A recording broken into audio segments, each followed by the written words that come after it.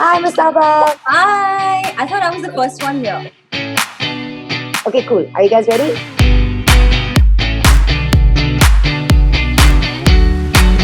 Hey everyone, this is Miss Malini, and I'm super excited because this is our very first Girl Tribe virtual red carpet. Now, one of the things that I miss the most about my life is being able to go to red carpet events and see trailers and see launches. So we said, why not do one together with the Girl Tribe? So big love to Netflix for setting this up for us. And today is extra special because we are getting an exclusive preview of the upcoming Netflix series called Masaba. And Masaba herself is in this Zoom chat, so it does not get better than this. Hi, Masaba.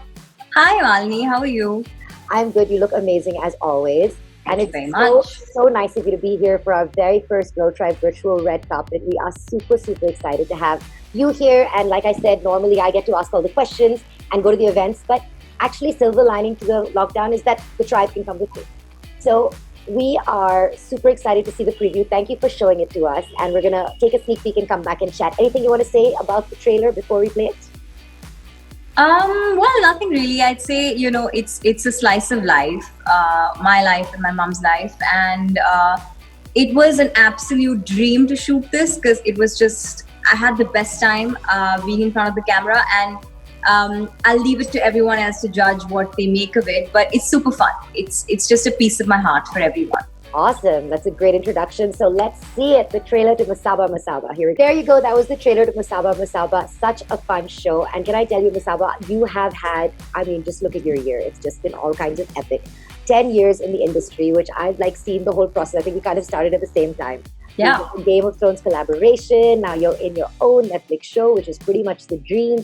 And you're living your best life. So what I really love is that this show feels like a piece of you, And so I want to know how this even happened. Like, how did this come about? The producer of the show, who's Ashwini Yardi, she wrote to me once and she said, I really like your Instagram and I think you're really funny. And I think that, there's a lot of fun that you mock your own life in a way when you're, on social media, which is great. So she said, I'd love to meet you and pitch an idea for a show that is based on you. So I said, is this going to be a reality show? Because that's not my scene at all. So she said, no, it's going to be scripted. And we took some references of a bunch of shows that we have watched. And I remember Master of None was one. And I think we loved the idea so much. We started penning down our thoughts about who are some of the key people in our life who can become characters. The fashion story was, of course, there. So I just had to kind of bring it onto screen. And that's it. We were writing for 2 or 3 months. I was involved in the creative process, and as was Mom. And next thing you know, we were shooting. So it was really quick. I shot for, I think, 2.5 months last year. And here we are. That's incredible. I also love that you see little faces that you recognize from the scene. And it kind of sort of reminded me of the movie Page 3, where it's like a little irreverent and people are sort of playing themselves, but not really, and just having fun with it. And can I just say your wardrobe, by the way, how epic. You styled yourself, I'm assuming? No, actually I had a stylist. Eka Lakhani was the stylist on the show. And of course I sat with her and I said, there's things that I like and things I don't like because I'm playing myself. Yeah. So let's try and make it as authentic as possible. And yeah. That's awesome. And I have to ask you, have you ever been asked to make matching clothes for puppies? Yes, I have. No. And I have also been asked to, I remember I was styling a movie once, my first movie, and suddenly there was 7 dogs, all shapes and sizes on set, and I was told I had to make costumes for them overnight.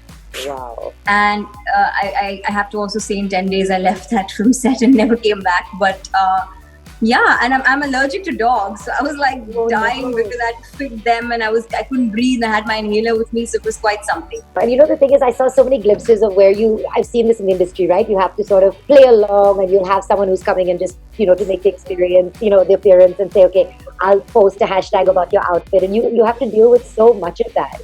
Most of them have been extremely good to me. And it's been such a pleasant experience. But I think sometimes you have to do things which you don't really agree with as a creative individual. And I think there are things that only certain types of people get asked to do, in certain positions. So I think that's something that you'll see a lot of in the show as well. I remember actually years ago, I just started blogging and I did these very cheesy fashion awards. And I remember sending you, I think, a hamper for saying how much we love you. Remember this? It was from the Gen Next show. Oh, And I Gen remember Next. way back, like your first show. And I Of remember being course. part of this Yeah. podcast, and I just feel so. It's just incredible to see your trajectory, and I have to say, I'm so impressed with your acting chops. It just comes naturally, and I guess it must be genetic because your mom obviously is a legend. What was it like, acting with her? Was it intimidating? Was it fun? Okay, so the thing is, I don't know if you guys know, but my mom is the most brutally honest person that there is in all the land. We've seen So her. when we were shooting, my first ever scene was with her, and there weren't any dialogues. It was just like me emoting. No, then we shot the second scene where I had to finally say my dialogue. And in the middle of the scene, she says, "You're doing such a bad job," you know. And I said, and there were like 50 people on set, all staring at her and staring at me. And I was like, "Okay, mom, I'll try and do a better job." And she said, "Don't just like do this because you have this opportunity, and don't just ham it out. Do it properly." And she like scolded me in front of the whole set. But that was a great learning because I did not ham any of my scenes after that. But I think it's nice because sometimes your parents can be so, they won't really tell you things like it is, just to keep your heart or whatever, or in front of people. But I think she doesn't care. She just wants me to do a good job of whatever I'm doing. And then I remember at the end of first 3 days of shoot with her, she sent me a message. She never told me anything, but she sent me a message saying that I am a bit shocked at how well you can act. And how much of that dynamic is what your relationship is really like? Because it's such a fun dynamic between the two of you, where she Yeah. does the smothering, but also, sort of does her own thing. How much of that is real? Well, I would say 80% because, even when we were writing the dialogues and the script at the script phase, we remember me and her sat down and said, anything that doesn't sound like us or our natural voice would have to go and be exchanged with something that's much more authentic. So I remember that very clearly. And most of the banter, I mean, you see the scene where, I'm like, I just want to go chill in my room. And she says, fine, chill. And she just finds this whole chill term really weird. So a lot of that is are things that have happened, and even though we have a great friendship, the most amazing part is that there is that line that we don't cross. I mean, I am extremely afraid of her, and she's also scared of me. So there's a line that we don't cross. So it's not like pals, and I'm ashamed to have more than a drink in front of her, So there's all those things, and you see those in the show as well. Fun. And I love that. It's so fresh and real. And I was just like, now you need season 2 where she's living her best life in her holiday house in the mountains. Oh my God. Tell me about it. That, like, her series on Instagram is just so entertaining. And I love that, social media is allowing us to see that side of people. And I also, like I was saying, I love doing these, and this is our very first virtual red carpet, is because in the lockdown, everyone has so much to be sad about, but they will go away with this memory that, hey, we hung out with Masaba, did a red carpet training. When do you get to do that? So thank you so much for that. And to make it even more fun, I asked some of the girls from the tribe to be able to ask you a question. So I'm going to hand it over to them. Tanisha, why don't you unmute, tell us where you're from, and you can ask Masaba your question. Hi, Masaba. Hi, Tanisha. I would just like to tell you that I adored you in the supermodel show. You are so stunning. You are so natural. In an industry like ours, how do you stay so authentic and genuine? So I have this theory, which is not a very, I would say, a good theory, but I have it, and I think I live by it. That I feel like I don't belong to the industry. I really feel like I have two personalities. I have a work personality, and and then I'm me, when I'm back home or when I'm in, with close loved ones, and never do the two overlap. I make sure. I think who I am outside and who I am back home are two very different people.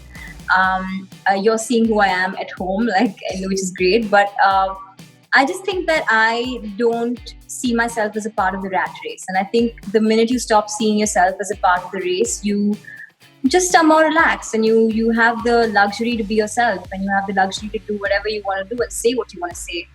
I don't have relationships with a lot of a lot of people in the industry that you should have a relationship with. I do my work and I come back home. And if I feel like doing something with someone, I reach out to them. So I think I keep it very clean and simple, and I really see myself as an outsider, and I think that will always be the case, and that's why I can be myself. I have to say I vouch for everything you said also because I've seen you and you have all the right kind of chill at events as well. While everyone's doing the excessive air kiss, you've always been very straight up about everything. And I've always been so thrilled when I've gotten to wear your clothes to events. So thank you so much for styling me so much. So Shraddha, why don't you tell us where you're from and ask your question? Hey, hi Masaba. So this is Shraddha here. I'm from Mumbai, born and brought up here. So I just want to tell you, just tell your mom, I'm her great fan. To be honest, more than you, I love her. She's one strong woman I get inspired by. And you're looking lovely today. Okay. Thank you. Yeah, I want to ask you is from aspiring to become a tennis player as a kid to trying your hands in dance and music, what led you to fashion designing? What was the inspiration behind it? You know, I didn't find fashion. Fashion found me. I was very interested in being a professional tennis player and then a dancer with Shamak. And then an air hostess in the middle somewhere, as all of us as children have. And I was studying music in London, and I came back to Bombay because I was so homesick and I had a break. So I came back, and then I just said, I don't want to go back and live by myself and do all of that. I just want to be here, and I want to be next to my family. My mom, is all by herself at home, and I wanted to come back. And then next thing you know, I was at my fashion college. I just admitted myself. I went for an entrance exam, got through, and then I said, you know what, we'll see where life takes us. But right now, this seems like the best thing to do. The only thing I knew for sure was I don't ever want to be idle. I think for a teenager or for somebody young, it's very important to be occupied no matter what you're doing, because I feel like life just finds its course, But if you're not occupied, you just do all the wrong things. So I just said, I have to be 100% occupied, and that's how I started off in fashion. And literally before I could finish my course, I was at LAC Fashion Week with Gen X, as Malini told you, and then there was no looking back. I didn't even finish my course, actually. I think my diploma is just with the college at the moment. So yeah, I mean, I don't think I've planned anything. I don't think I planned to act. I don't think I planned to do any of these collaborations that I've done. I have just taken life as it comes, and I've just been very simple in the way I approach it, and I think that's why things kind of come to me.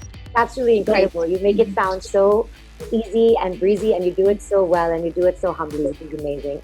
And I think what's really crazy is that you've had such iconic prints. Everyone can recognize a Masaba from miles away, which is really something.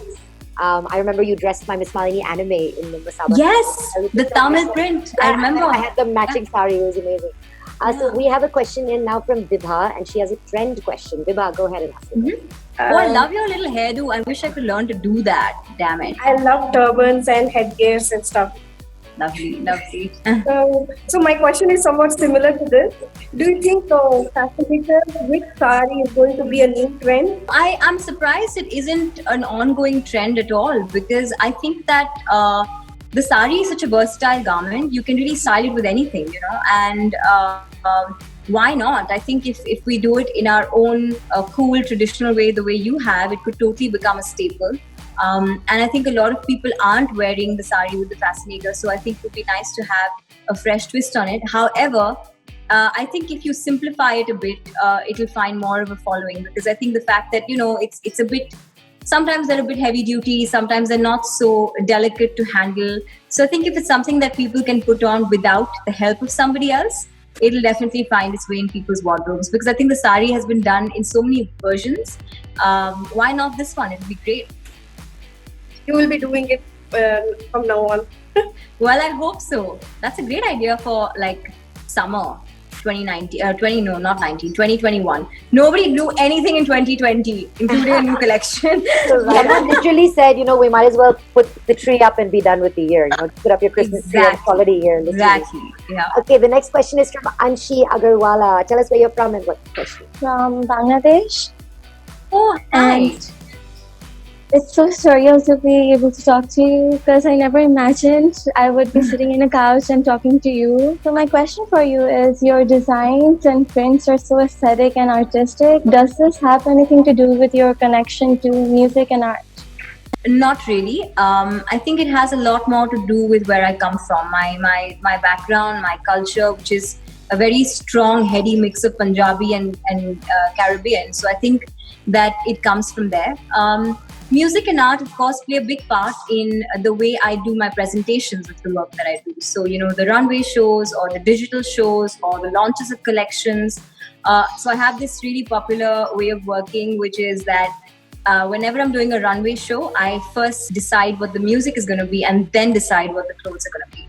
Because I feel like, when people are in a room, they have to feel a certain way. They have to be transported to a different time or to a world that you've created for them. I think the aesthetic and the DNA comes from my mother's Punjabi roots, my grandfather's from Banaras, so from there, and my father's side, which is Caribbean. So you see all those bursts of colors, you see lots of tropical prints, you see that I do a lot of, very, very African inspired tribal stuff. Yeah. So all of that comes from who I am, really. That's amazing.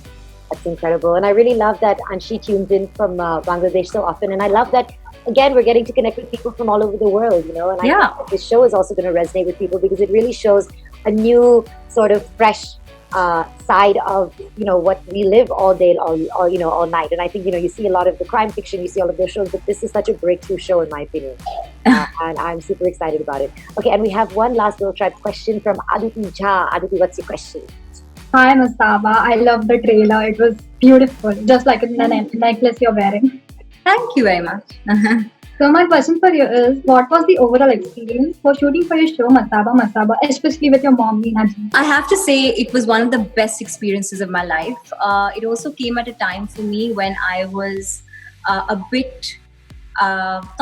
very exhausted mentally at my label. I was doing collection after collection. I think we launched 6 collections and some 3 collaborations in all of last year. And I remember the collection I did with Ria came out literally, I shot for it in between the Netflix show. Like I took a day off and I shot for it.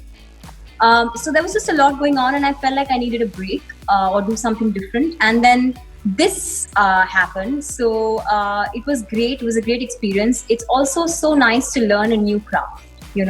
I think we as individuals, we get so comfortable doing the same thing over and over again that I love that I could do something completely different. And I have to say it wasn't very easy playing myself because there's a very thin line between being yourself authentically and being over the top. But sometimes for camera, you do need to exaggerate a slight bit just for the sake of drama. And I think that balance was a bit tricky in the beginning, but I figured it out. And I would say if I had to sum it up in one sentence, it would probably be that it broke me open, the show. Shooting for it. And what can I say about shooting with my mom? I think I couldn't have got a more soft landing, I would say, because not a lot of people get the chance to shoot with their parents the first time and she's a professional actor, so she helped me so much. But I have to say, I told her I don't want your help because then I'll start doing the scenes like you do them. So we just did our first reading with the director and producer, and then I just took it on. Absolutely incredible. And I'm so excited for everyone to see the show. Now, in the show, Masaba, you also go and explore your dating life aside from fashion and family and everything that's happening. So I wanted to play a little game with you because we always do some fun things, and I can't give out any spoilers about the show. So Mrinal from my team is going to be holding up some placards with some gibberish on them, it seems like, and you have to figure out what the real millennial dating term is. Okay? Oh, are you ready? damn. Okay. All right. All right. Can you see where Mrinal is? She's holding up the words. Okay, here is your first one. Try to word it out, spell it out, enunciate it out, figure out what it is. Could you put it towards this? Yeah, okay. Ghosting. I know that one. Don't we all? Have you had any experiences with ghosting? I am ghosted all the time, Malini. It's shocking. No way. I'm now over it. I now have started to ghost people if I know that there's a ghost coming my way. So it's done. It's a pre-ghost. I love that. The pre-ghost. All right. Next one, Mrinal. Cut few shed. Oh damn! I'll give you a clue. The first one is like there's an animal name in the first 5 letters.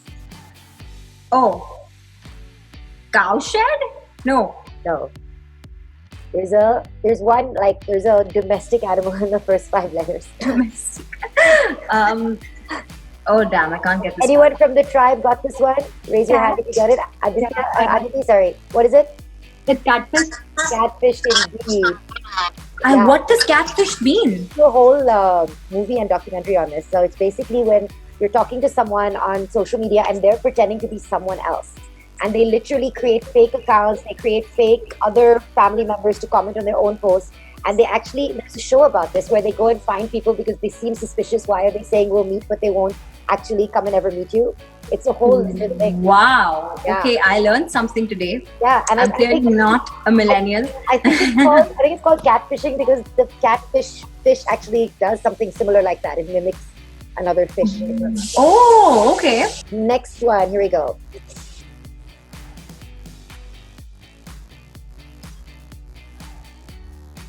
So why Firai?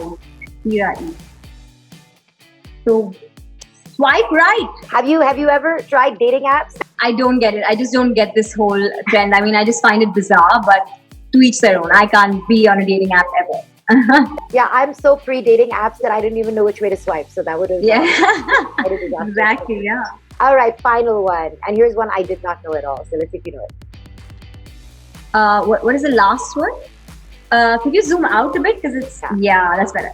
DTR con wire say sun. What?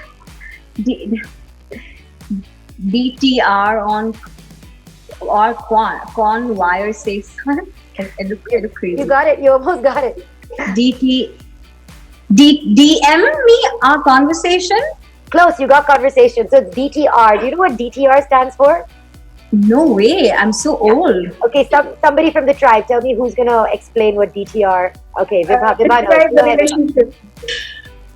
Describe the relationship. Define the relationship. So Define. you have that. You have the talk. You're like DTR this. I was like, wow. I didn't realize that. Why wouldn't they just say the whole thing? It's so confusing. I'm like, oh great. Now there's a term for it because we used to have to play that game. Like, are we in a relationship? Oh gosh. Yeah, so now you can straight up define it. So there we go, learning so much today. And just before we go, I would love for you to do a message for the Girl Tribe. Of course, we are now 57,000 women strong. They're from 100 countries, and it's just such a happy space. And you know what I love is you and I talk about this a lot. Like you're very honest about your experiences, your skin, and things that people normally would not post about. So I think they would love to hear from you. It's very hard sometimes as a woman to like see other people's perfect social media and filters and feel like, why don't I look like that? So do you have something you'd like to share? The thing is, as women, and I mean even men feel like that, I think we will never be truly comfortable with how we look or what shape or size we are. The minute you lose some weight, you feel like you could lose some more. The minute your skin clears up, you feel like it could get better. The minute it's like the minute you get a paycheck, you feel like you should get a higher paycheck. It's the same thing. And I think we're never satisfied, and that's human tendency. But I really think that if we can just make peace with who we are every single day when we wake up, see who you're feeling like, see what you're feeling like that particular day, and then just love yourself anyway. And I think that's my message to everyone. And on our most important days, on our most crucial days, we will never be that idea of perfect, so just go with the flow. And I think everything is meant to be the way it is, exactly in its place. And I know love yourself is a very cliche term. It's a very hard thing to do. I think show up to life is my message for everybody, and the rest will take care of itself.